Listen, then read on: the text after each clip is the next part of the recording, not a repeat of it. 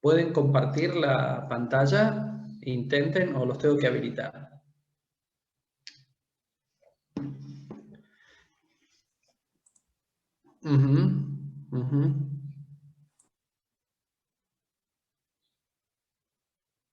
Termómetros de gas a volumen constante y escala absoluta de temperatura. Perfecto, vamos a hacer una cosa. Hay varios que me están preguntando, hay por lo menos 2 o 3. Entonces vamos a hacer una cosa. El punto 19.3 déjenlo de lado, termómetro de gas, y yo esta semana les voy a escribir de puño y letra el tema ese explicándoselos, diferente a lo que dice el libro, y se lo subo en autogestión en un PDF. Así lo cortamos de entrada al tema. Perfecto, y es un tema importante porque el termómetro de gas tiene la siguiente importancia. Sirve para medir cualquier rango de temperatura. Por ejemplo, un termómetro de mercurio, como el que usamos para aplicaciones médicas, con el cual nos tomamos la temperatura corporal, si lo sometemos, por ejemplo, a 1000 grados Celsius de temperatura, probablemente sufra algún daño. Y si lo enfriamos a 70 grados bajo cero, quizás algún tipo de anomalía presente. Bueno, eso significa que ese termómetro solamente está no habilitado, sino es posible su uso en determinados rangos de temperaturas que para nosotros son, entre comillas, normales. Pero el termómetro de gas no tiene esa limitación y por ese motivo es que se lo pone como ejemplo y se lo usa para la definición de la temperatura absoluta.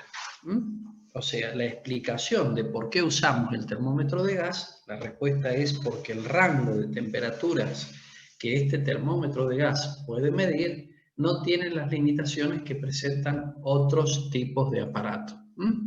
Y a partir de él se define la escala absoluta de temperatura, que es la escala termodinámica o Kelvin. Hay una relación entre la escala termodinámica en grados Kelvin y la escala Celsius, en donde la diferencia son 273.15, que es la asignación en temperatura en la escala Kelvin que se le asigna al cero como punto fijo de congelación del agua. O sea, el 0 grados Celsius equivale a 273.15. El cero absoluto Kelvin estaría a menos 273.15. Y los 100 grados Celsius, que es la temperatura de cambio de fase del agua de líquido a vapor, corresponde a 373.15 Kelvin. Entonces, cerrando este tema, para los que me preguntaron, vamos a hacer lo siguiente para no perder tiempo y avanzar en la materia.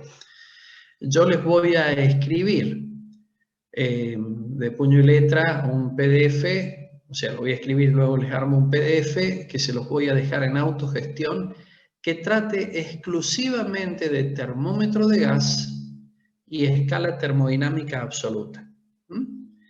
Entonces, se lo suelto en autogestión, ustedes esta semana lo van a estudiar y el próximo lunes, si cabe todavía alguna duda al respecto, lo voy a hacer como para que quede perfectamente claro, lo charlamos, no hay ningún problema. ¿Qué otra pregunta tenemos? De nada, Lourdes. La idea es facilitar las cosas y no estar dando vuelta a 2 o 3 clases sobre el mismo tema. ¿Qué otras dudas tenemos?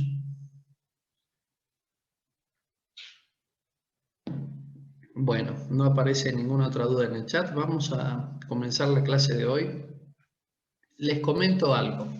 Lo que voy a hacer con el termómetro de gas, de pasarles, gracias David, de pasarles un PDF, es un material de guía que les facilita a ustedes el abordaje conceptual de un tema. ¿Qué significa esto? Ustedes van a leer el PDF y van a comprender el funcionamiento del termómetro de gas, van a comprender la fenomenología asociada a ese proceso y luego entonces podrán regresar al libro, es un deber regresar al libro y completar la profundización del tema, pero ya con una base conceptual absolutamente clara, es decir, habiendo entendido el tema, me voy al libro y termino de agregar los detalles que por cierto son importantes y que hacen al tema. En ese sentido, yo divido digamos, el dictado de la materia por clases más que por unidades. O sea, no hay una correspondencia directa entre las clases y las unidades. Entonces, el día de hoy vamos a tratar la clase número 2, que viene a anexarse a la clase anterior, y vamos a trabajar sobre un apunte o un resumen que yo efectúo a los fines de que ustedes cuando vayan al libro tengan directamente el acceso a los temas. Entonces, vamos a compartir pantalla del material que les voy a enviar ni bien estemos terminando esta clase. En las moléculas de ese gas confinado, atento que por tener masa y estar en el recipiente a distintas alturas, por ejemplo, respecto de la base del recipiente, esto genera distintos valores de energía potencial. Pero sucede que cuando cuantificamos, es decir, calculamos el valor de la energía potencial de una molécula hipotética y lo tomamos en consideración relativa, es decir, lo comparamos con la energía cinética que posee el promedio de las moléculas, vemos que el orden de magnitud, es decir, el cuánto vale la energía potencial, es muy inferior al módulo de la energía cinética. Y esto nos lleva a despreciar la energía potencial. Alguien me preguntaba, no sé si en este curso o en otro, si esa energía potencial existía o no, y la respuesta es sí, existe. Y entonces, ¿por qué no la consideramos? Y la respuesta a la segunda pregunta es porque el orden de magnitud, es decir, el cuánto vale en Joule esa energía potencial, no tiene relevancia o no es importante considerarlo cuando lo pongo en comparación con la energía cinética, Joule, que poseen esas moléculas, que es mucho mayor a esta energía potencial. En física y en ingeniería es usual comparar órdenes de magnitud. Una palabra respecto de esto. Creo que con lo que estoy mencionando queda suficientemente claro. Es normal que en alguna bibliografía ustedes se encuentren, por ejemplo, que una determinada magnitud tiene 2 o 3 órdenes de magnitud superior a otra, por ejemplo. ¿Qué significa esto? Que esta magnitud que estoy hablando es mucho más grande desde el punto de vista cuantitativo que la primera. ¿En qué cantidad? En una cantidad del orden de 10 a la 2 o 10 a la 3, es decir, 100 o 1000 veces más grande que la anterior. 10 a la 2 o 10 a la 3. Chicos, 10 a la 2, 10 a la 3 es lo que nosotros mencionamos orden de magnitud. Si realizáramos el cálculo exacto, el cociente, por ejemplo, entre la magnitud 1 y la magnitud 2, el resultado nos daría, por ejemplo, 132.541. Bueno, no tiene sentido escribir el número completo. En lugar de poner 132.000, ¿qué hacemos? Decimos, la magnitud 1 es 10 a la 2 veces más grande que la 2. Eso es un orden de magnitud. Bueno, con la energía interna sucede esto. La energía potencial tiene un orden de magnitud muy inferior, muy por debajo de la cinética. Y para cerrar esta parte, repaso de la clase anterior, decíamos que el estado térmico de un sistema estaba asociado a su nivel de energía interna. O sea que el estado térmico es el estado de energía interna que posee el sistema, el nivel de energía interna que posee el sistema. Estoy hablando en términos cualitativos, no cuantitativos. Ok, ¿y qué es la energía interna? La energía interna es la suma de la energía cinética molecular y la energía potencial molecular, despreciando la segunda, dejando de lado la segunda. y asociando la energía interna de un sistema a la energía cinética molecular propiamente dicho.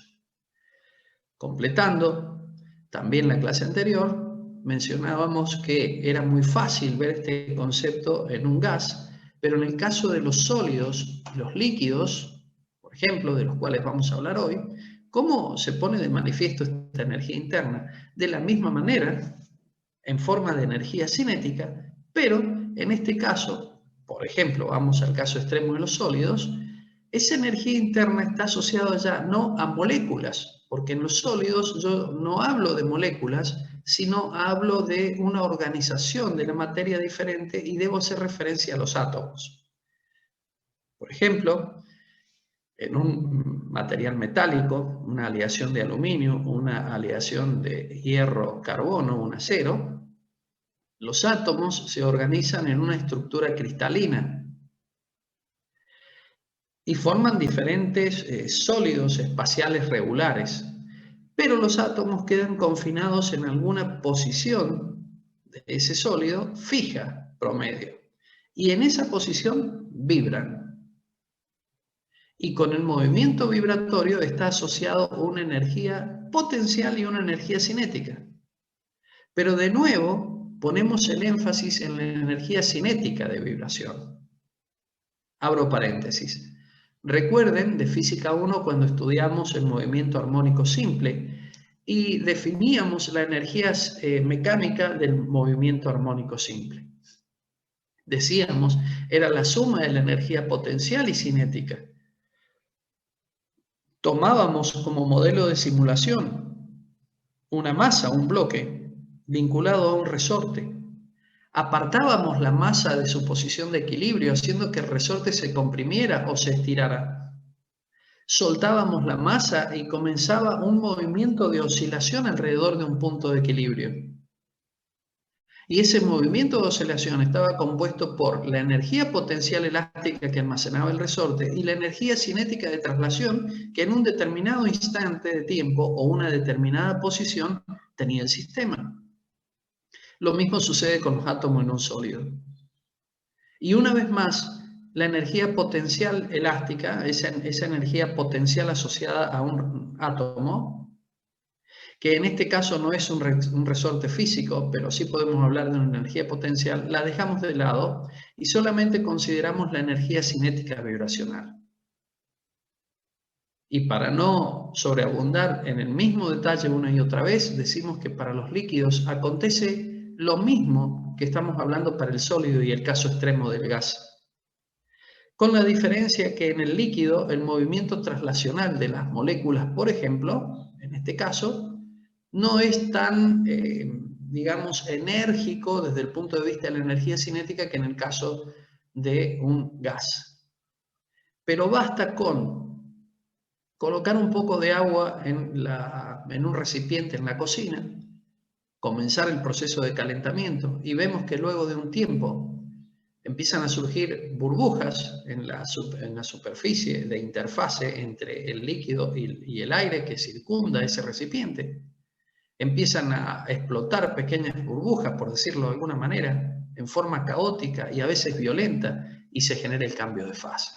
Allí tenemos un ejemplo típico de lo que sucede cuando nosotros agregamos energía, en este caso a un volumen de líquido, cierto número de moles, y esa energía que agregamos en forma de calor, que es energía en tránsito, va a modificar el estado interno de energía molecular, el cual se manifiesta por un incremento de temperatura y se generará un cambio de fase. Bien, voy al chat que tengo una pregunta. Hacemos un paréntesis. Bueno, no sé por qué no puedo abrir el chat. Dejo de compartir. Es molecular y la energía cinética de un sólido es respecto de los átomos. Así es, Felipe. No tiene sentido de hablar de moléculas que constituyan, por ejemplo, a un acero. Sí vamos a hablar de moléculas en el caso de líquidos y gases. Es correcto. Bueno, volvemos a compartir pantalla. Quiero ver si queda el chat activo. Denme un segundito. Ahí está. Entonces estoy atento al chat mientras vamos charlando de este tema. Les hago una pregunta a todos, respóndanme con un sí. Ustedes están viendo el PDF, pero también tienen en pantalla el chat, chicos. ¿Alguien que me responda? Sí, profe. Esperen que alguien me dijo no y otro me dijo sí. Bueno, perfecto. Denme un segundito que voy a desactivar el WhatsApp, por favor. Un segundo. Pido perdón por la interrupción. Voy a desactivar el WhatsApp. Están entrando mensajes y me perturba la clase. Ya está.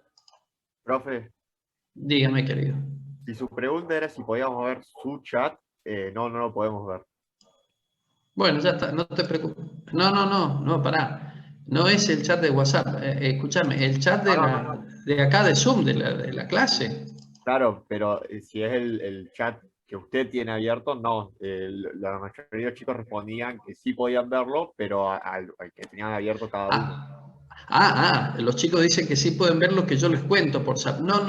Ya que estás en audio, escúchame, yo lo que te pregunto es otra cosa. En pantalla, en este momento, estoy compartiendo el PDF y a un costado tengo el chat abierto para verlos a ustedes si me paran o si me preguntan a alguien. Eso pregunto, ¿ustedes ven solo el PDF o ven también el chat en la pantalla? Sí, profe, Sí, todas solo el las PDF. pestañas así emergentes no se ven. Perfecto, gracias. Bueno, disculpen mi ignorancia, por favor, respecto de esto. Yo no soy nativo digital porque soy soy muy joven, pero un poquito menos que ustedes. Bueno, a ver, aquí me pregunta Valentín, profe, ¿la energía cinética de un gas es proveniente de un movimiento cinético traslacional principalmente? No sé, claro, Valentín, principalmente traslacional, pero también rotacional. Acordate, Valentín, de Física 1, que la energía cinética asociada a un sólido tenía dos componentes, la energía cinética de traslación del sólido y de rotación. Ahora, si ese cuerpo rígido giraba alrededor de un eje, no se trasladaba, entonces tenía energía cinética rotacional. Pero te doy un ejemplo para que te ubiques lo que trato de decirte. Cuando vos fijas tu atención en la rueda de un auto que se desplaza a 100 kilómetros por hora, ese neumático tiene dos tipos de energía. La energía cinética traslacional debido a la velocidad del auto y la energía cinética rotacional porque la llanta junto con el neumático está girando, tiene movimiento de rotación, movimiento circular alrededor del eje del auto. Entonces, si ese neumático se sale del vehículo, en el instante en que se sale, ¿no es cierto? Esa rueda está dotada de dos energías, la de traslación y de la rotación. ¿Se entendió? Y en el caso entonces, para la pregunta tuya, en un gas el movimiento cinético es traslacional principalmente traslacional, y despreciamos la energía potencial y despreciamos la energía de rotación. ¿Sí? Y ya que hiciste esa pregunta, Valentina, aclaro lo siguiente. Las moléculas de un gas tienen velocidades traslacionales muy diferentes una de la otra. Entonces existe una parte de la termodinámica que no vemos en este curso que se llama termodinámica estadística. Teoría cinética de los gases. Miren el título, teoría cinética de los gases, que es una materia especial dentro de la termodinámica. Y en esa, digamos, rama de la termodinámica estadística, lo que se hace es justamente generar modelos modelos matemáticos en términos estadísticos. Entonces, chicos, no es que todas las moléculas de gas tienen la misma velocidad traslacional, repito, son diferentes, pero se calcula y existen métodos para determinar lo que nosotros llamamos una velocidad media traslacional. Esa velocidad media, como todo valor medio, es una medida de posición en estadística. ¿Qué significa una medida de posición? Es una medida representativa de la velocidad de todas las partículas, pero de todas las velocidades que podríamos usar como representativa es la que mejor representa todas las velocidades. Hago una aclaración. Ustedes tienen 3 notas en un parcial, qué sé yo, 7, 10 y 6. Sacan el promedio, el valor que dé. Bueno, ese promedio es una medida de posición. Se llama promedio, media, valor medio. Pero esa medida de posición o valor medio, escuchen esto chicos, ¿por qué se toma el promedio? Porque es la más representativa de todas las lecturas o de todas las cantidades que tenemos. O sea, ¿cuál es la más representativa de las notas que sacaste? ¿El 10, el 7 o el 6? Si tengo que poner un solo número que represente a todo ese desempeño académico, ¿cuál es la más representativa? Si ponemos un 6, sería injusto porque hubo un 10. Y si ponemos el 7, no sé si es suficientemente representativo. Entonces, estadísticamente se demuestra que el promedio es la más representativa de todas las cantidades. Volvamos a nuestro ejemplo.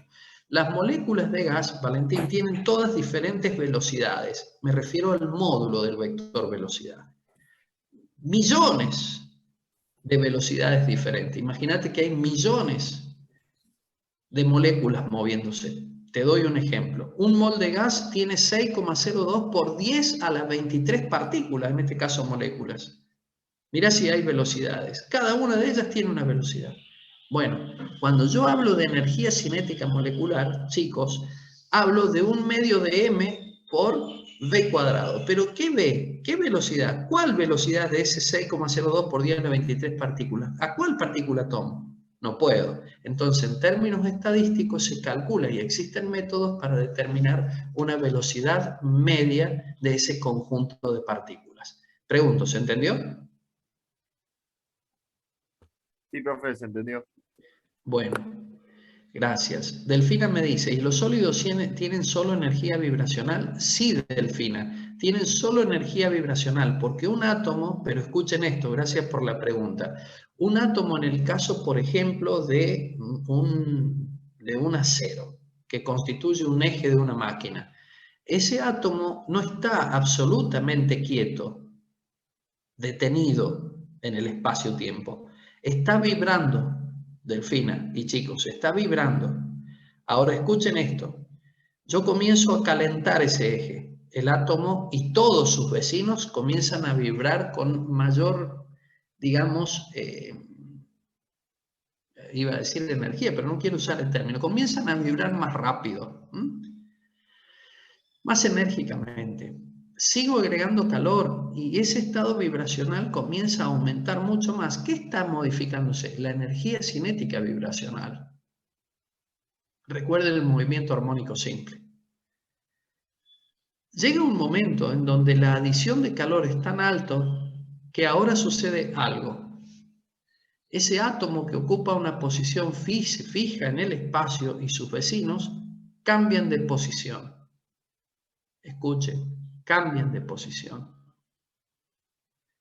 Y no solo cambian de posición, sino que la estructura ordenada, cristalina, donde cada átomo ocupa una posición fija en el espacio, por ejemplo, en los vértices de un cubo, eso significa un cristal básico, saltan de esa posición y ya no están en una estructura ordenada. ¿Qué está sucediendo? El sólido, ese eje sólido, está empezando a derretirse, pasa al estado líquido. Y me dice Josefina, ¿pero porque se empieza a fundir? Claro.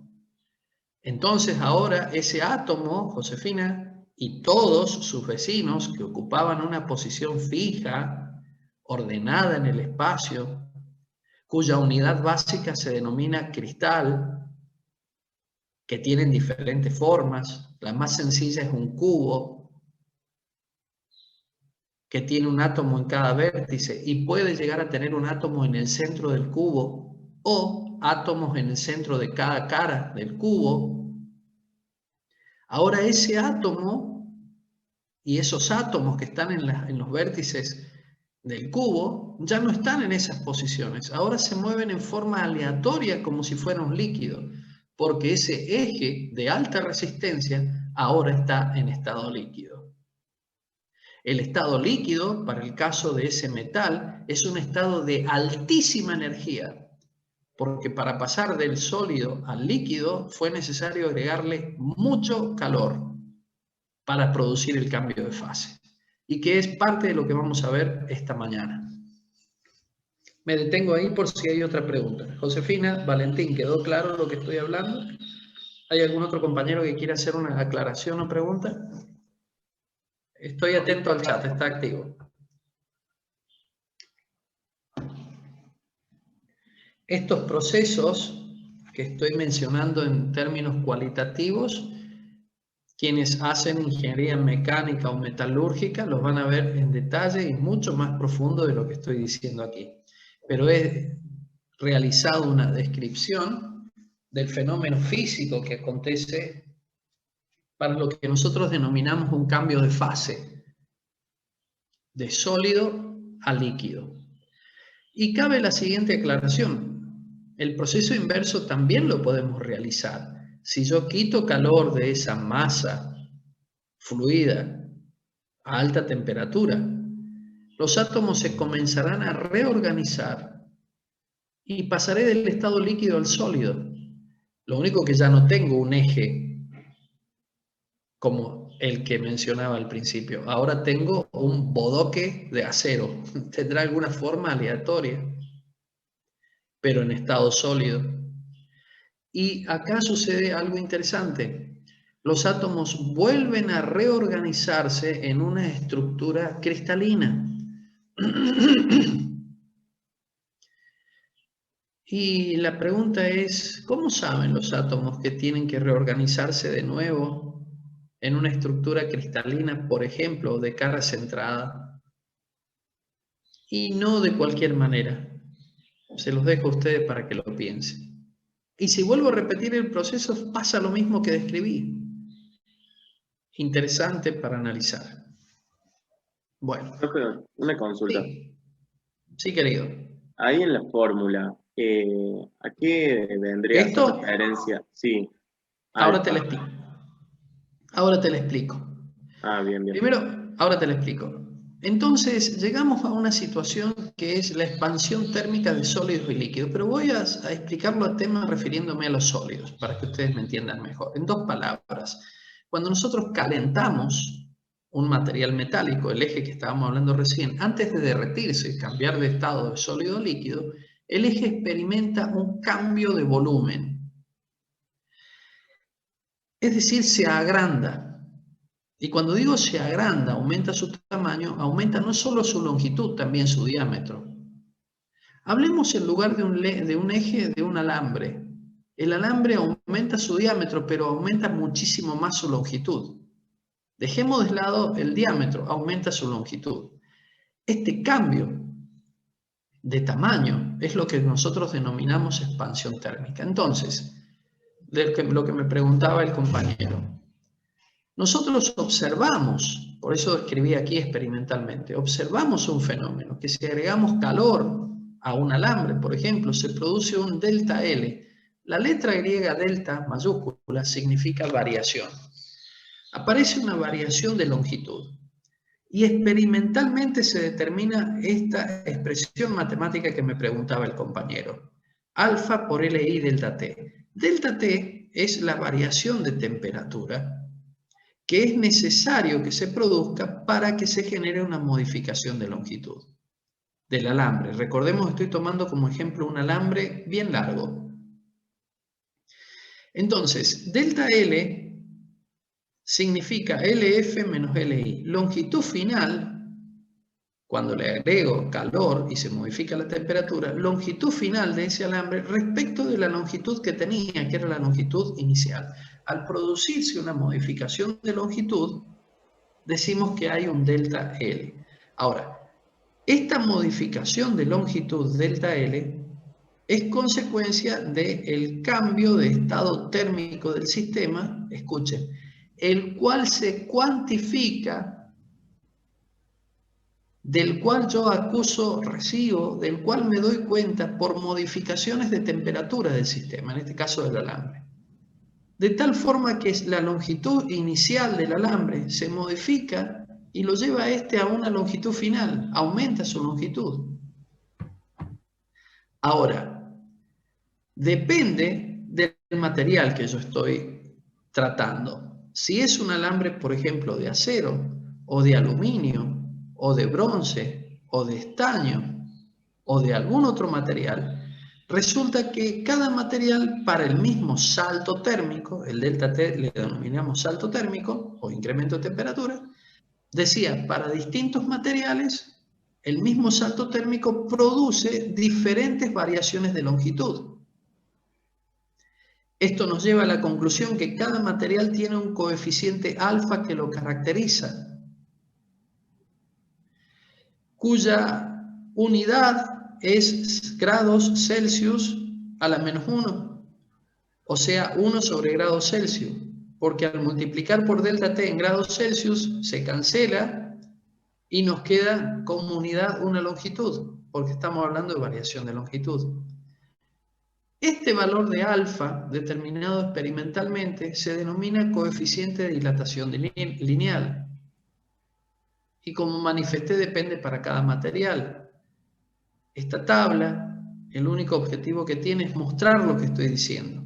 Si ustedes comparan el acero, por ejemplo, con el plomo, ven que tienen un coeficiente de dilatación lineal muy diferente.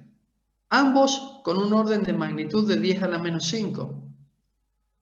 Pero fíjense que el plomo se dilata, podríamos decir, con mayor intensidad respecto del resultado final cuando lo comparo con un alambre de acero, de la misma longitud, del mismo diámetro, pero un alambre fabricado en acero y el otro con plomo. El alfa, al ser mayor en el plomo, significa que para el mismo delta T, el alambre de plomo finalmente adquirirá una longitud mucho más grande que el caso del acero. En el caso del vidrio, fíjense, tiene un valor de alfa menor al del acero. Eso significa que el vidrio sufre modificaciones de forma cuando es sometido a las temperaturas o a saltos térmicos con una intensidad mucho menor a lo que sería un acero. Bueno, una palabra con respecto a esto. Recién alguien creo que habló. A ver si antes que mencione el ejemplo me hacen la pregunta por el chat. A ver, Felipe me dice, pero profe, si en la ecuación de alfa igual C a la menos 1, ¿por qué cuando queda alfa también queda C a la menos 1? Ay, no te entiendo, Felipe, perdón la pregunta. ¿Podrías activar tu audio, por favor? Sí, profe. Vio que ahí arriba dice alfa igual C a la menos 1. Te lo estoy señalando. Y abajo en el cuadradito dice alfa por C a la menos 1. Si no, me faltó... No, pará, Felipe, me faltó colocar el corchete, perdón. Pero de todas formas, si pasaras el C multiplicando, ¿no quedaría C a la 1? ¿No quedaría C a la 1? No, es que acá, Felipe, lo que te estoy no está multiplicando. Acá lo que te estoy indicando es que estas columnas tienen por unidad C a la menos 1, nada más. No hay una multiplicación. Claro, como arriba se había planteado una igualdad, había entendido otra cosa. Gracias. A ver, Felipe, acá dice alfa, mira, te lo explico así. Por ejemplo, en la de abajo, digamos, alfa igual C a la menos 1. Yo no entendí que era la unidad de alfa. Pensé que era que alfa correspondía a C a la menos 1. Alguna temperatura a la menos 1. No. Dice que alfa, estos valores tienen por unidad C a la menos 1. 1 claro, sobre grados Celsius. Ahora lo entendí. Muchas gracias. De nada. Juan Pablo dice, ¿está bien decir que el volumen varía? Está perfecto, Juan Pablo. Está perfecto. Lo que pasa es que en ingeniería nosotros usamos una caracterización de los materiales en cuanto a sus dimensiones que son más relevantes. Por ejemplo, en el caso de un alambre se modifica el diámetro, Juan, pero no le damos bolilla a esa modificación de diámetro porque nos resulta más significativo la modificación de longitud. En el caso de una chapa de acero, hablamos de dilatación superficial, y vos o sea, aumenta su superficie, su área. Y vos me vas a decir, ¿y el espesor qué pasa? También aumenta. ¿Pero y por qué no lo tiene en cuenta? Porque es muy pequeño cuando lo comparo con el área. Bien, y en un cubo de acero, y allí hablamos de dilatación volumétrica. Pero lo que cambia, Juan Pablo, para responder tu pregunta, es el volumen. Entonces, miren, acá les voy a pedir un poquito de atención. Si ustedes toman esta última igualdad y despejan LF, les quedará así. LF es igual a LI más alfa por LI por delta T. Si sacan factor común LI, les queda LF igual LI, paréntesis, 1 más alfa por delta T, cierran el paréntesis. Esta expresión, LF en función de alfa y delta T, corresponde cuando yo tomo en consideración, Juan Pablo, modificaciones, por ejemplo, de longitud en el caso de un alambre, y desprecio la modificación de diámetro, o sea, en definitiva, el cambio de volumen. Ahora, si este binomio lo elevo al cuadrado y desarrollo el cuadrado de un binomio, o si luego lo elevo al cubo y desarrollo el cubo de un binomio, llego a las siguientes expresiones. Presten atención. Llego a la expresión área final igual a área inicial por 1 más beta delta T. Volumen final igual a volumen inicial por 1 más lambda delta T. Y aquí está lo que manifestabas vos, Juan Pablo. Se modifica el volumen en definitiva. Pero, ¿cuándo voy a tener en cuenta esta modificación de volumen? Cuando estoy hablando, por ejemplo, de un cubo, donde la base, es decir, el ancho y el largo, son muy parecidos al espesor, del mismo orden de magnitud los tres. ¿Cuándo voy a hablar de una superficie? Cuando la base, el ancho y el largo son muchísimo más grandes que el espesor. Allí hablo de una superficie. ¿Y cuándo voy a hablar de una longitud? Bueno, cuando esa dimensión lineal, en el caso de un alambre, es, pero muchísimas veces, más grande que el diámetro.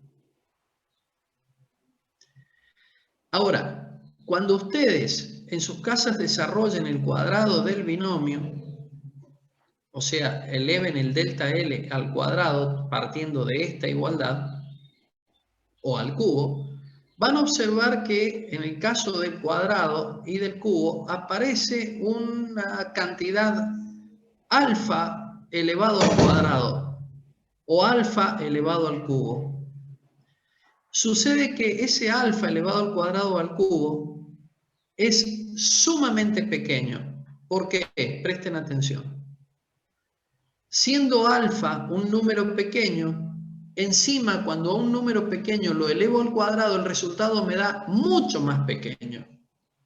Por lo tanto, los términos cuadráticos o cúbicos que aparecen en el desarrollo del cuadrado o cubo de un binomio se desprecian.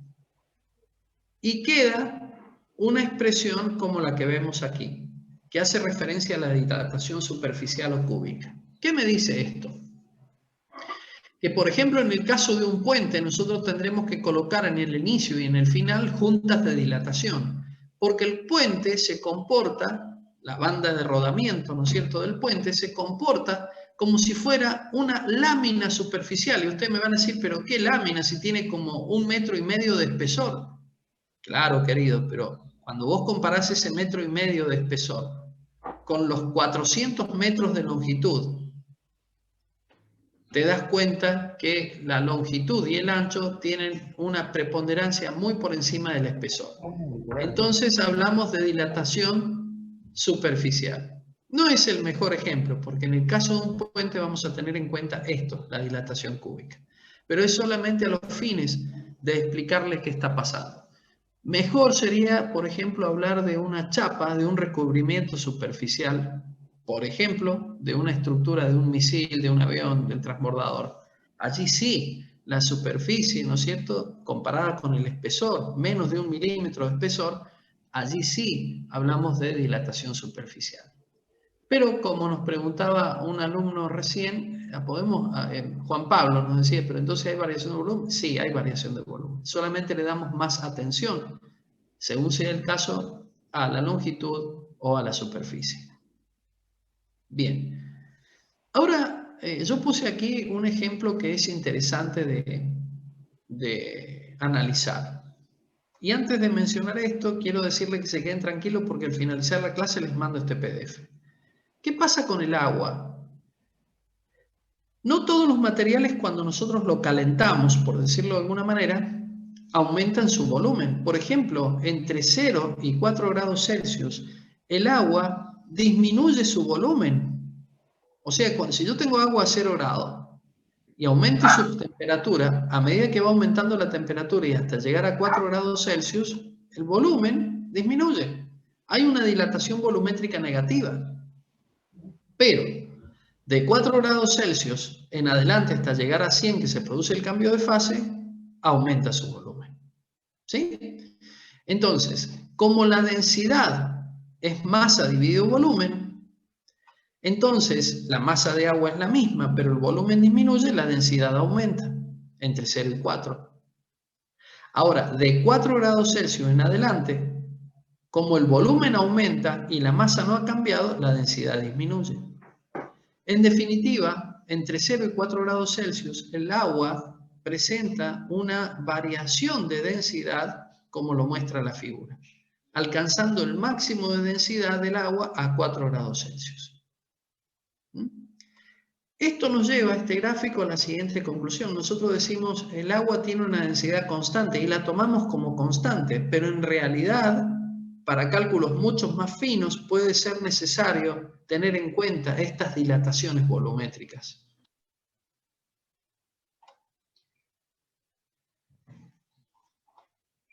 El hecho observable que los materiales modifican su forma o su volumen con los incrementos de temperatura nos permite realizar determinadas aplicaciones técnicas.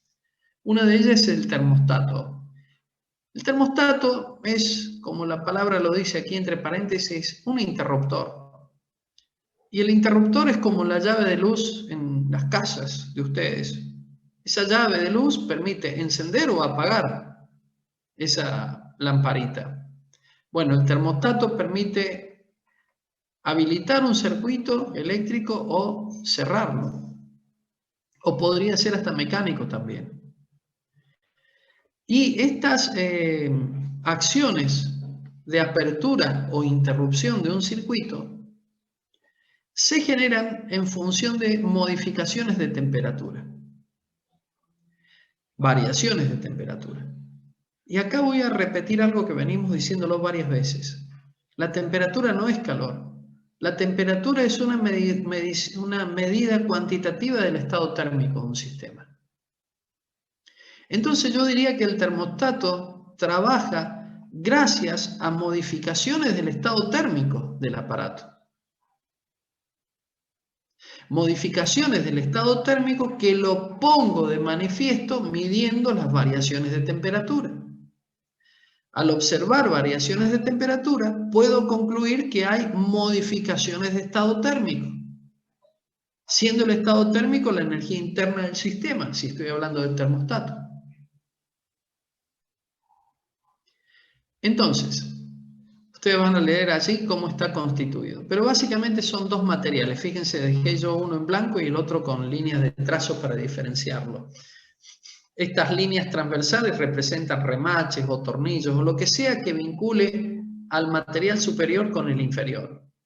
Como son dos materiales diferentes, por ejemplo, una chapa de acero y la otra chapa de aluminio, son chapas, cuando las calentamos tienen diferente coeficiente alfa de dilatación, por lo tanto uno se estira más que el otro. Y cuando uno se estira más que el otro, arrastra al primero y como consecuencia, que están vinculados a través de estas espigas, digamos así, se produce esta deformación. Ahora, En estado de equilibrio, ¿cuál sería la temperatura de equilibrio? Escuchen muy bien esto.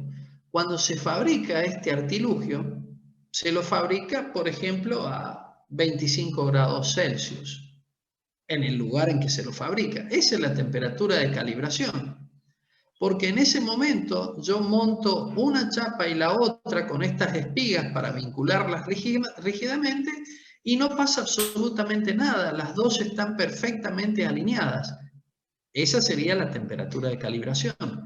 Pero si yo saco este par bimetálico, porque son dos metales, y lo llevo a un horno que ya no está a 25 grados Celsius donde realicé el montaje o la fabricación, y ahora lo llevo en ese horno a 70 grados Celsius, ese incremento de temperatura que nos acusa una modificación del estado térmico de ambos metales, produce una modificación de la longitud de una y de otra chapa, que no es igual debido a que ambas son de materiales distintos y tienen su respectivo alfa cada una. Por lo tanto, cuando lo caliento al par bimetálico, toma esta forma. ¿De acuerdo? Se pueden elegir distintas configuraciones para que respondan a distintas situaciones, pero lo importante es el principio físico que está involucrado en esto. Se lo monta al par bimetálico con determinadas condiciones en donde esas condiciones son las iniciales de calibración. Ese par bimetálico se lo somete a temperaturas por encima o por debajo de la temperatura de calibración y esas modificaciones producen cambios de forma. Ese cambio de forma se aprovecha para poder abrir o cerrar circuitos generalmente que son eléctricos. Debido a que la apertura o cierre de circuitos se genera como consecuencia de la curvatura que adquiere el conjunto debido a modificaciones de temperatura. Última palabra respecto de esto. Ustedes observarán en las calles lo que denominan juntas de dilatación térmica. Es decir, pequeñas líneas transversales al eje de la calle y a veces longitudinal también, que se llenan con alquitrán. El alquitrán es un material plástico. No se solidifica y adquiere su mayor, rigidez estructural en invierno, porque en verano está muy blandito. Pero lo que se hace es dejar esa junta de dilatación porque cuando ese hormigón, por ejemplo, incremente su temperatura en verano, se dilata, cambia su forma, aumenta su volumen. Si no dejáramos esas juntas de dilatación directamente se quebraría, se quiebra como un vidrio. Ese es otro ejemplo de la dilatación térmica que ocurre como consecuencia de un cambio de estado térmico. Cambio de estado térmico asociado a la energía cinética molecular de las partículas que constituyen, o atómica de las partículas que constituyen ese sólido. Estado térmico que se pone de manifiesto o se cuantifica por medio de la temperatura. Con todo lo dicho, llegamos a la definición de calor y energía interna.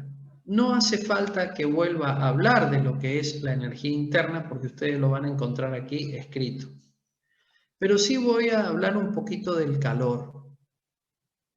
Algunos libros dicen que el calor es una forma de energía.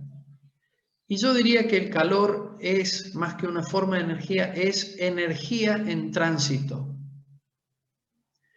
Yo diría que el calor es un mecanismo de transferencia de energía. Por ejemplo, si tengo un sólido A con determinado estado térmico y lo pongo en contacto con otro sólido B con un estado térmico inferior al primero, sucede que del primero se transfiere energía interna al segundo. Ese flujo de energía lo denomino calor. El mecanismo de transferencia de energía lo denomino calor. Entonces, por ese motivo digo que el calor es energía en tránsito, porque el cuerpo con mayor estado térmico, energía interna mayor, disminuye esa energía interna y le transfiere ciertos paquetes de energía interna al segundo cuerpo.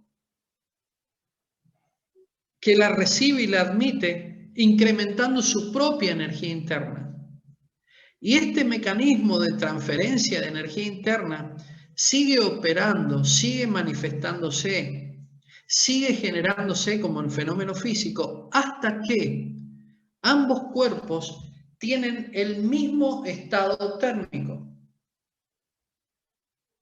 Pero ¿cómo me doy cuenta que tienen el mismo estado térmico? Necesito tener una medida cuantitativa de ese estado térmico y eso lo hago a través de la temperatura, con un termómetro. Es decir, con el termómetro debo analizar, cuantificar el estado térmico del cuerpo A y del cuerpo B. Y si el termómetro marca lo mismo, concluyo que este tercer cuerpo, el termómetro, ley cero de la termodinámica, me indica que los tres cuerpos están en equilibrio entre sí. Escuchen esto. Si el cuerpo A está en equilibrio térmico con el termómetro, ¿por qué sucede esto? Porque yo veo que la columna de mercurio se ha estabilizado en una posición y ya no hay más cambio de fenómeno. Ya no hay una actualización del sistema. Cuando digo actualización, no hay una modificación visible de un fenómeno que yo puedo observar que se está produciendo. Y ahora hago lo mismo con el cuerpo B, hasta que se estabiliza esa columna de mercurio. Lo que hice fue con ese aparato termómetro C, cuantificar el estado térmico de A y de B. Y como esa raya que yo marco en la columna de mercurio, tanto para A y para B, es la misma en uno y otro caso, entonces digo que A y B tienen el mismo estado térmico. ¿Pero por qué A y B tienen el mismo estado térmico? Porque primero A estuvo en equilibrio con C, el termómetro, luego B estuvo en equilibrio con C, el termómetro, y comparé las lecturas que C dio en uno y en otro caso, que es la misma. Concluyo por carácter transitivo que A y B están en el mismo estado térmico. Lo que acabo de describir es la ley cero de termodinámica. Lo que sucedió como fenómeno es que el cuerpo A produjo una transferencia de energía, un flujo de energía que le llamo calor, disminuyendo su energía interna y transfiriendo esa energía interna al cuerpo B, donde B la aceptó y aumentó su energía interna hasta que ambos estuvieron en un estado de equilibrio térmico. Y ustedes dirán, ¿y por qué los cuerpos llegan a ese estado de equilibrio térmico donde ambos manifiestan la misma temperatura? Temperatura que ha sido medida a su vez con un tercer cuerpo denominado termómetro. Porque nosotros observamos, los seres humanos, que los estados de equilibrio son aquellos que tienen menor menor energía. Observamos que los sistemas, todos, tienden a un estado de mínima energía y a equilibrarse entre sí. ¿Por qué sucede eso? No lo sabemos a ciencia cierta, pero eso sucede y lo describimos y lo cuantificamos y lo modelamos matemáticamente. Resumen. El calor es energía en tránsito. Hacemos abuso del lenguaje o si tomamos algunos autores decimos que el calor es una forma de energía. Y yo suelo decir que el calor es una forma de energía, pero en realidad queda mucho mejor decir que el calor es energía en tránsito, en donde el calor es un mecanismo de transferencia de energía, más que energía propiamente dicho. Porque noten lo siguiente. El cuerpo A tenía energía interna y transfirió algo al cuerpo B para modificar esa energía interna. Bueno, y aquí algo digo al respecto. Se transfiere entre sustancias y el medio ambiente, porque puede suceder que no haya contacto íntimo entre el cuerpo A y el cuerpo B, pero siempre va a haber transferencia de energía. No voy a hablar en esta clase de los mecanismos de transferencia de energía que se estudian en termotecnia. Los mecanismos de transferencia es por contacto directo, que sería conducción, o puede ser por radiación. Por ejemplo, nuestro Sol calienta la superficie terrestre por medio de radiación, o puede ser por convección. Nuestro Sol calienta la atmósfera por convección transfiere ese calor a la Tierra. Josefina me pregunta, o sea, calor sería lo que se transfiere, energía. No, Josefina, lo que yo transfiero del cuerpo A al cuerpo B es energía. modifico la energía interna de A, la disminuyo, para modificar la energía interna de B, aumentarla, y los dos se equilibran en el mismo nivel de estado térmico. Entonces tú me dices, bueno, pero entonces, ¿qué es el calor? El calor es el mecanismo de transferencia. Es esa energía interna que está en tránsito de A hacia B. ¿Y la temperatura es una forma cuantitativa de saber cuánta energía se transfirió? No, Josefina, porque si la temperatura sería la forma cuantitativa de cuánta energía se transfirió, yo necesitaría medir a la temperatura en joules o en calorías. Y eso no existe. La temperatura tiene por unidad Celsius o Kelvin. Entonces vos me vas a preguntar ahora, ¿y entonces qué es la temperatura? La temperatura es una propiedad del sistema macroscópica que me permite a mí cuantitativa y cualitativamente saber el estado térmico de ese sistema. Pero mirá, Josefina, de nada sirve tener un valor cuantitativo o un termómetro que marca una rayita, solo eso, ni siquiera sea un número, una rayita. ¿Para qué me sirve eso si no lo voy a comparar con otro sistema? ¿Me hago entender? Te lo explico de otra forma. Tu termómetro cuando tenés fiebre, borrale todos los números. ¿De qué te sirve a vos borrar todos los números y colocarte el termómetro y de repente ver que la columna de mercurio cambió su longitud, aumentó su longitud a otra posición? ¿De qué te sirve? De nada. Ahora, cuando vos le colocás rayitas y le asignás un número, sabemos que los valores medios de temperatura de la población están alrededor de 36, 36.5 Celsius. Y ahí haces una rayita y decís, che, esto es lo normal, esto es lo que tiene como temperatura un ser humano. Ahora sí tengo un sentido, porque cuando yo mido la temperatura y el termómetro, su columna de mercurio, aumenta y se aleja de ese valor una cierta cantidad, yo ya sé que tengo 38, 39. Y decimos, estoy acusando o transitando un cuadro febril. Pero te repito, si nosotros no realizamos un proceso de comparación, esto es medir, no tiene sentido nada. No tiene sentido nada, porque medir es comparar. Entonces hemos comparado que toda la población de un ser humano tiene alrededor de 36 grados 5, 36.5 grados como temperatura normal, en estado sano. Y 38 es una temperatura anormal. Pero fíjate lo que estoy haciendo. He necesitado tomar como referencia un punto medio, 36.5 grados Celsius, y decir, esto es normal. Y luego, teniendo esa referencia, Josefina, medir la temperatura en una persona que no se siente bien y ver que el termómetro cambió esa posición y decimos, che, acá hay fiebre, hay una febrícula, hay un estado febril, hay algo que no está bien, está mal, está enfermo, ¿ok? Hay que aplicar medidas correctivas. ¿Por qué? Porque no hemos salido de ese estado que hemos definido entre todos como normalidad. Pero noten lo que está implícito en lo que les estoy explicando. Está implícito un proceso de comparación, es decir, de medición, porque medir es comparar. Por lo tanto, si yo tomo la medida de algo y no lo comparo con otra cosa, con un fin específico, carece de sentido. Bueno, espero haber sido claro. Sigo adelante porque se me va el tiempo. Bueno, acá aclaro algunos conceptos, los dejo para que ustedes los vean porque son muy sencillos. Espera un poquito, voy a tomar algo para que mi garganta aguante un poquito más. Esta aclaración de conceptos tiene que ver también con la ley cero de termodinámica, porque fíjense, puestas en contacto dos sustancias con igual estado térmico, no se producen variaciones. Ahora yo pregunto, y va para vos, Josefina, ¿cómo me doy cuenta que dos sustancias están en el mismo estado térmico?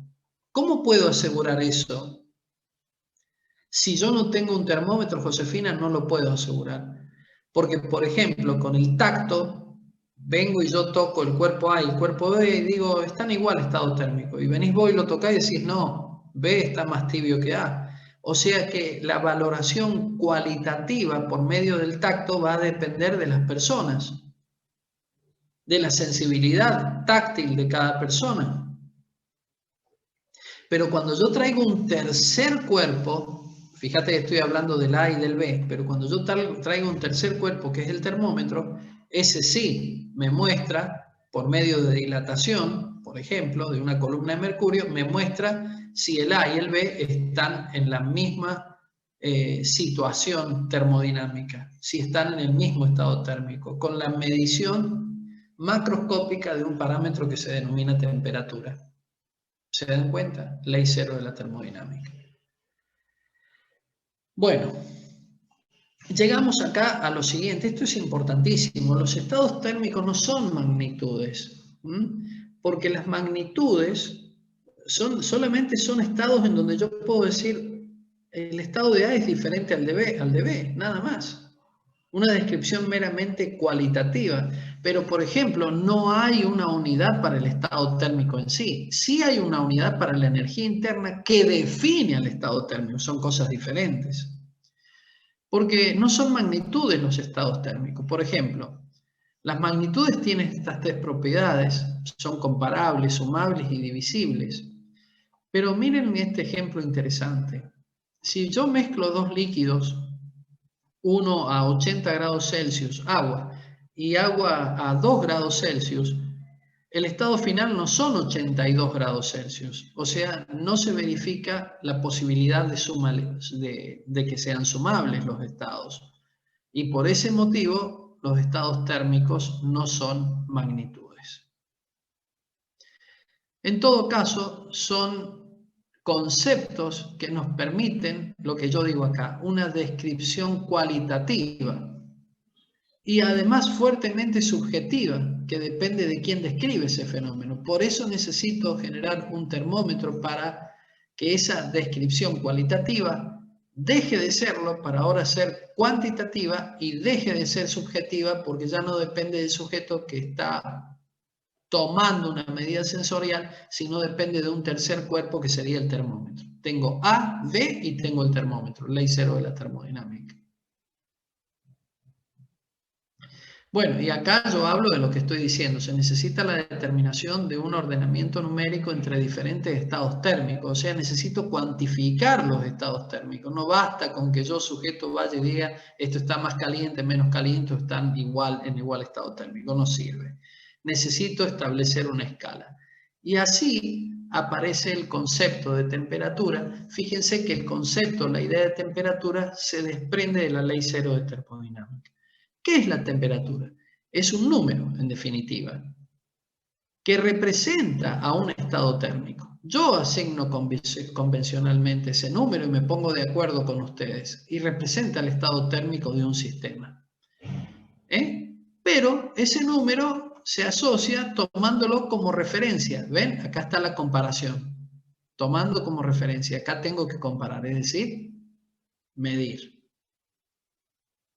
Con un estado perfectamente definido. Y aquí aparece lo que se denominan estados de equilibrios o puntos fijos. Por ejemplo, el pasaje de hielo a agua, o sea, cambio de sólido a líquido en un proceso de fusión, nos permite establecer el 0 grados Celsius.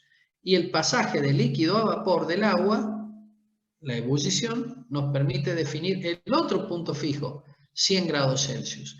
Ahora, entre 0 y 100, ¿qué hago? Teniendo esas dos rayas en el termómetro, divido ese segmento en 100 partes iguales y cada porción es 1 grado Celsius. He construido entonces un termómetro graduado en la escala Celsius, tomando como punto fijo 0 y el 100, cambios de fase del agua, de sólido a líquido y de líquido a vapor. ¿Por qué tomo como referencia el agua? Porque el agua es el elemento más abundante en la naturaleza. Tal es así que nuestro cuerpo está constituido en un 70% por agua. Pero podría utilizar otro tipo de elemento o sustancia termométrica. Por ejemplo, el alcohol o algunas mezclas de sustancias. O podría usar un gas como sustancia termométrica, como por ejemplo el termómetro de gas. O podría usar un metal, como por ejemplo el mercurio, el termómetro de mercurio. Bueno, entonces, Una cosa es calor y otra estado térmico. Y acá yo puse un O, pero eso está mal, porque al colocar un O estoy haciendo como si fuera estado térmico y temperatura sinónimo, y no lo son. Allí hay un error conceptual. Miren, recién me doy cuenta en este momento, cuando lo he escrito esto. Conduce a error esto que está acá, lo tengo que corregir. El calor es la causa que origina el calentamiento de los cuerpos. Y yo diría que el calor es la causa que produce el cambio de estado térmico de los cuerpos. Este apunte lo tengo que rever y mejorar. Porque no me gusta tampoco decir que el calor es la causa que origina el calentamiento de los cuerpos. Sí, esto es lo que observamos y lo que el profano observa. Agregamos calor al agua y nos tomamos un mate. Esto es lo que observa el profano.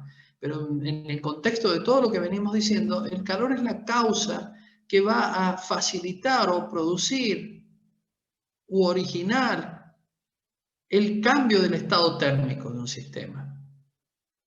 La temperatura o nivel térmico. Está bien, yo lo he escrito así porque los libros lo manifiestan de esta manera, pero vuelvo a insistir, no me gusta esto. Porque la temperatura, ¿sí?, es una medida o un mecanismo para medir, valga la redundancia, o cuantificar, ahora sí, el nivel térmico de un sistema. Porque si yo pongo O, estoy diciendo temperatura y nivel térmico es lo mismo. Y bueno, sí, puede ser que nivel térmico lo tomemos como temperatura, pero se presenta como una confusión, no se presta a confusión. Yo diría, un sistema tiene un determinado estado térmico y lo quiero comparar con otro sistema. ¿Cómo lo hago? Utilizando la medida de una propiedad macroscópica denominada temperatura. Es decir, la temperatura viene a fijar cuál es el estado térmico de un sistema. Entonces aquí se ve que yo he querido poner nivel térmico en cuanto a cuál es el estado térmico de ese sistema. Lógicamente que ese estado térmico se adquiere porque el cuerpo ha recibido o ha cedido calor, porque el estado térmico puede aumentar o puede disminuir. Sintetizando, el calor es una forma de energía. ¿Ven? Acá yo he puesto forma de energía. No me gusta tampoco esto. El calor es un mecanismo de transferencia de energía. Eso me gusta más. No se preocupen que a la hora del examen final, si ustedes me dicen esto, yo no lo voy a considerar como mal. Pero a medida que uno va aclarando conceptos, va mirando las ideas físicas de una manera mucho más clara, tiene que ir produciendo modificaciones. Por eso los libros, también están las ediciones, la edición 1, 7, por ejemplo, el Serway ya va como por la edición 14, creo. Porque los autores van modificando la forma de expresar los conceptos para hacerlo mucho más preciso y más claro. Es una magnitud, en tanto que la temperatura es un número. Claro, la temperatura es un número que de alguna manera cuantifica el estado térmico. Modo de variar el estado térmico. Por contacto. Es decir, por conducción, por explosión de un combustible, a combustión, por exposición a combustión de gases, o sea, por fuego, llama. También por fricción, por ejemplo, en invierno nos friccionamos las manos. Esto es la fricción alternativa. Y por radiación cuando el sol calienta la atmósfera y a través de la atmósfera se calienta la Tierra. Bueno, la definición de termómetro la dejo para que la lean ustedes porque con todo lo que dije creo que va a quedar perfectamente claro. Para ir terminando, las unidades de calor son las que observan acá. Antiguamente se hablaba de la caloría y existe una correspondencia o un factor de conversión entre la caloría y la unidad de energía en el sistema internacional. En el sistema internacional la energía se expresa en Joule. Entonces, cuando nosotros tomamos una caloría, decimos que esta es igual a 4,184 Joule. O 1000 calorías igual a 4184 Joule, donde 1000 calorías es una kilocaloría. ¿Cómo se la define la caloría? La tienen acá la definición. Fíjense que viene desde 1950 y aún antes de esto cuando se estudiaban los fenómenos de calor, que es de lo que se ocupa la termodinámica. O sea, la dinámica de los procesos de transferencia de calor. Al calor lo designamos con la letra Q y su unidad es la caloría o el joule en el sistema internacional. Ahora, una caloría es la cantidad de calor que nos permite a una masa de 1 gramo de agua modificarle su temperatura de 14.5 a 15.5 grados Celsius. Es decir, cuando yo tengo 1 gramo de masa de agua y modifico en 1 grado Celsius su temperatura, pasando de 14.5 a 15.5, decimos que lo que se ha puesto en juego es una caloría. Así se define la cantidad de calor. Y a partir de la definición de caloría, nosotros podemos sacar una expresión que nos permita calcular la cantidad de calor. El calor va a depender del tipo de sustancia que estamos analizando a través de una propiedad que le es justamente propia, que es el calor específico. Cada sustancia tiene su calor específico. Esa cantidad de calor va a depender de la cantidad de masa que nosotros estamos tomando en cuenta y del salto de temperatura. El calor específico, si despejamos de acá, fíjense, tiene por unidad joule sobre kilogramos grados Celsius. ¿Qué sería el calor específico? La cantidad de energía que yo necesito para la unidad de masa modificarle la temperatura en 1 grado Celsius. En el caso del agua, C vale 1, porque es 1 caloría lo que yo necesito para 1 gramo masa de agua elevarle su temperatura en 1 grado Celsius de 14.5 a 15.5. Y ustedes dirán, ¿por qué esa restricción de temperatura en este rango? Porque en otros rangos de temperatura la cantidad de calor que necesito para el agua es diferente. Entonces es fundamental establecer esa modificación de 1 grado Celsius para 1 gramo masa de agua, en qué condiciones de partida y en qué condiciones de llegado final la estamos considerando, ¿sí? Se comporta diferente el agua en otros rangos de temperatura. Entonces, la definición de caloría es una definición convencional. Nos ponemos todos de acuerdo en que este va a ser el rango o intervalo de temperatura que vamos a usar para definir la caloría. El calor específico, David, fíjate acá la fórmula, el calor específico, fíjate C, te lo repito despacito, es la cantidad de calor que yo necesito para modificar la unidad de masa de esa sustancia, su temperatura en 1 grado. La caloría se define como la cantidad de calor que yo necesito para que 1 gramo masa de agua incremente su temperatura en 1 grado Celsius. No en cualquier parte, de 14,5 a 15,5.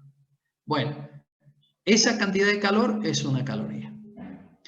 Establecida la caloría, David, yo para el calor específico, perdón, del agua, y de esa manera derivada la unidad de calor que es la caloría, yo puedo ahora cuantificar a las otras o clasificar a las otras sustancias. Fíjense que siempre caemos en un proceso de comparación o de medición, siempre. Y en la necesidad siempre de establecer una convención. Así se maneja la física. Bueno, cuando la temperatura aumenta, si delta T aumenta, Q también aumenta. O sea que Q es positivo para saltos térmicos positivos y Q es negativo para saltos térmicos negativos. Esto significa que cuando disminuyo la temperatura, el calor no es que es negativo, disminuye. ¿Pero por qué disminuye el calor? Porque hay energía que ha fluido del cuerpo, hay energía en tránsito que va a parar a otro cuerpo.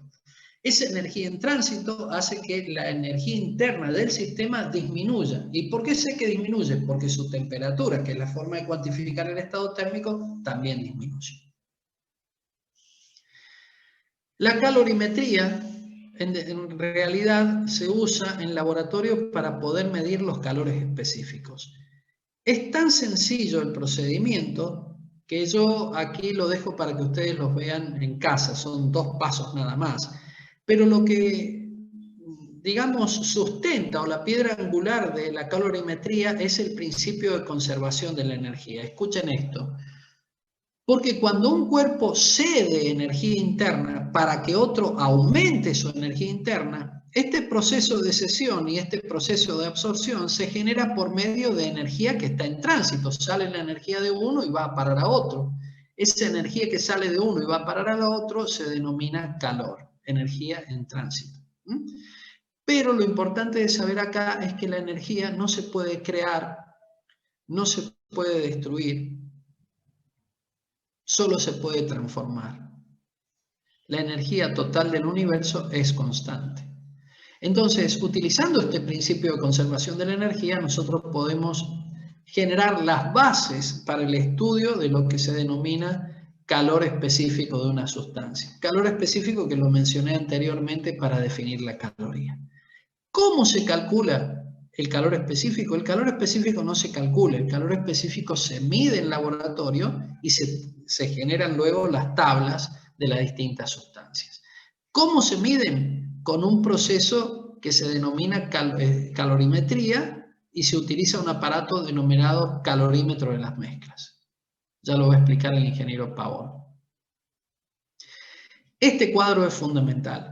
El calor específico de una sustancia depende de la temperatura. Por ejemplo, nosotros decimos que el calor específico del agua vale 1. Sí, es cierto, pero necesitamos definir 14,5 y 15,5 para tomar un valor más o menos constante. Porque por encima y por debajo de esas temperaturas el agua presenta un calor específico diferente. Entonces, ¿cómo hacemos si las sustancias tienen calores específicos que dependen de la temperatura? Tomamos un calor específico medio. Y ustedes me dirán, ¿y cómo hago, profe? Y bueno, el calor específico medio lo utilizamos o lo definimos a partir del teorema del valor medio del cálculo diferencial e integral. Es decir, experimentalmente obtenemos una curva de calores específicos en función de la temperatura. Aquí tendremos puntos discretos que por medio de integración numérica podemos obtener el calor específico medio. Y este número es el que mandamos a las tablas. Esta modificación del calor específico nos lleva a concluir que depende del estado en que nosotros medimos el calor específico de un sistema. ¿A qué me refiero con estado? Si lo hacemos a presión constante o a volumen constante. Entonces, una sustancia, por ejemplo el aire, presenta calores específicos diferentes si lo mido a presión o volumen constante. Fíjense. Y aquí yo pongo una tabla solamente a modo de referencia para que ustedes vean cómo son esos calores específicos para distintas temperaturas. Perdón, distintas sustancias, discúlpenme.